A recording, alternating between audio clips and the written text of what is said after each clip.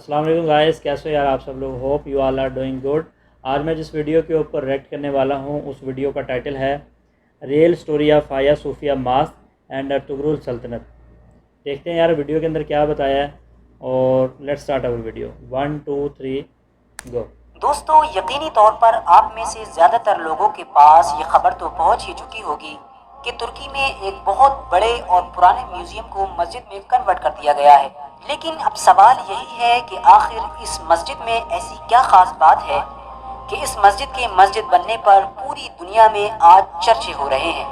और आखिर क्या वजह है कि इस मस्जिद को म्यूजियम से दोबारा मस्जिद बनाने के लिए तुर्की के सदर यानी रजब तैयब अर्दोगान ने पिछले 6-7 सालों से लगातार सियासी तौर पर बहुत ज़्यादा मेहनत की है। और आखिर ऐसा क्या राज है कि इस मस्जिद के म्यूजियम से दोबारा मस्जिद बनने की मुहर लगने पर पूरी दुनिया के मुसलमानों को ये उम्मीद होने लगी है कि तुर्की खिलाफत उस्मानिया के खात्मे के बाद अपनी जिन बुलंदियों को खो चुका था और पिछले कई सालों से उन बुलंदी और तरक्कियों को हासिल करने के लिए मुसलसल कोशिश कर रहा था, तो यकीनन तुर्की को इस मस्जिद के जरिए से पहली कामयाबी हाथ लगी है। तो दोस्तों, आज की इस छोटी सी वीडियो में हम इन तमाम चीज़ों पर डिस्कस करेंगे और साथ ही साथ आपको ये भी बताएंगे कि हागिया सूफिया मस्जिद क्या है, इसकी पूरी हिस्ट्री क्या है, इसे आखिर किसने बनवाया था और आखिर क्या वजह रही थी कि ये मस्जिद एक मस्जिद से म्यूजियम बनकर रह गई थी। तो दोस्तों, वीडियो को शुरू करने से पहले बस मेरी छोटी सी गुजारिश है कि नए आने वाले दोस्त मेरे चैनल को सब्सक्राइब करते हुए हमारे चैनल की फैमिली का हिस्सा बन जाएं और साथ ही में बेल आइकन को भी दबा दें। और हमारी हौसला अफजाई के लिए हमारे वीडियो को हमेशा लाइक किया कीजिए ताकि इसी तरह की नॉलेजेबल और हिस्टोरिकल वीडियोस का ये सिलसिला हम जारी रख सकें। दोस्तों, ये कहानी शुरू होती है 537 ईस्वी से। जिस शहर को आज हम इस्तांबुल के नाम से जानते हैं, 537 ईस्वी में इसे कुस्तुनतुनिया के नाम से जाना जाता था और ये दुनिया की सबसे मजबूत सल्तनत थी। उस वक्त कुस्तुनतुनिया में बाज़ंतीनी ईसाइयों की सल्तनत कायम थी, लिहाजा उस वक्त के मौजूदा शहंशाह के हुक्म से ही कुस्तुनतुनिया यानी इस्तांबुल में इस इमारत को तामीर किया गया था। इस इमारत के किले इतने ज़्यादा मजबूत थे कि इसको फतह करना तो दूर, बड़ी से बड़ी फौजें भी इसके सामने आने के बारे में सोचने से भी डरती थीं। शुरू में इस इमारत को एक चर्च के तौर पर बनाया गया था और ये वो दौर था कि जिस वक्त इस्लाम सियासी तौर पर सबसे ज़्यादा कमज़ोर था। उसकी वजह ये थी कि इस्लाम उस वक्त फैलना शुरू हुआ था और इस्लाम के मानने वाले लोग सिर्फ और सिर्फ एक छोटे से शहर मदीने में ही रहते थे।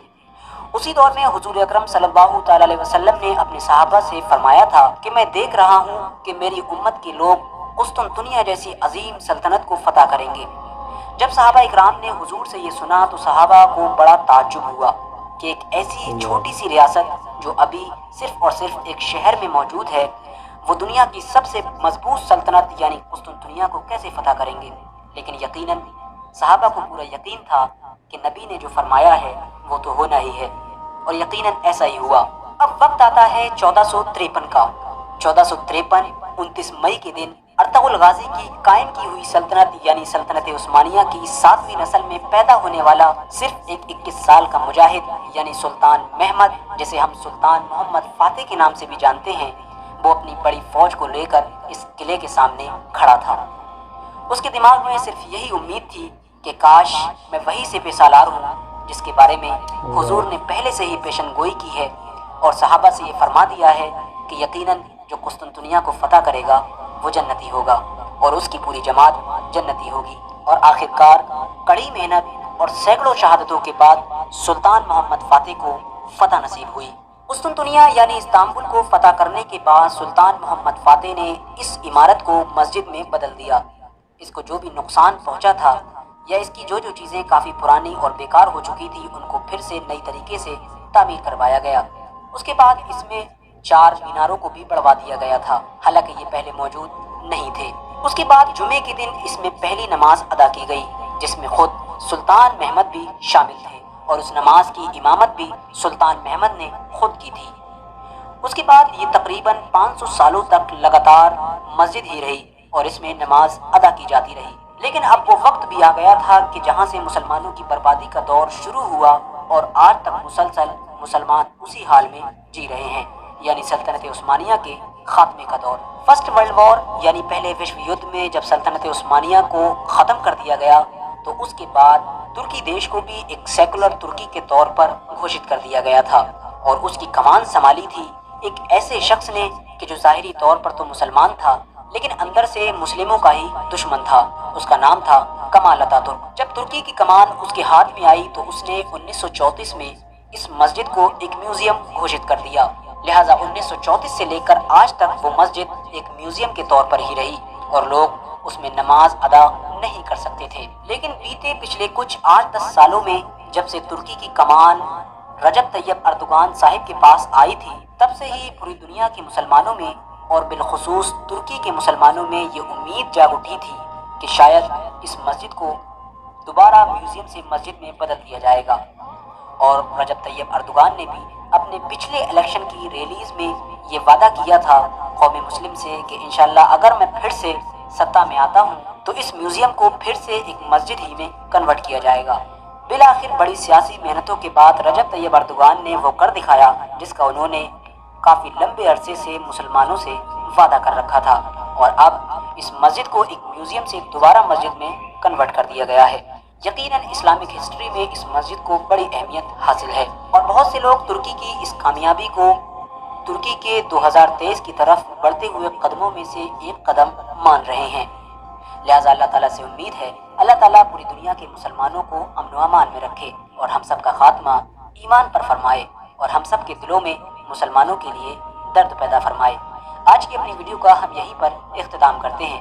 ویڈیو پسند آنے کی صورت میں ویڈیو کو لائک کریں اور اپنے دوستوں احباب رشتہ داروں کے ساتھ ضرور شیئر کریں۔ السلام علیکم ورحمۃ اللہ وبرکاتہ۔